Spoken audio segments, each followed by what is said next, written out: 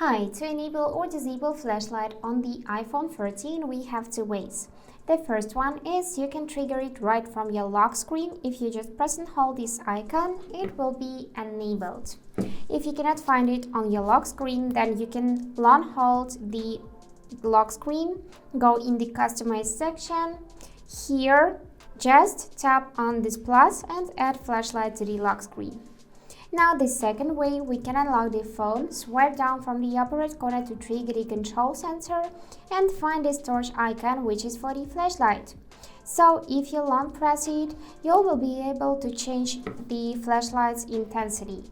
So this is the smallest and this is most intense. And when it's white like that, it is enabled. If you tap it again, it will be disabled.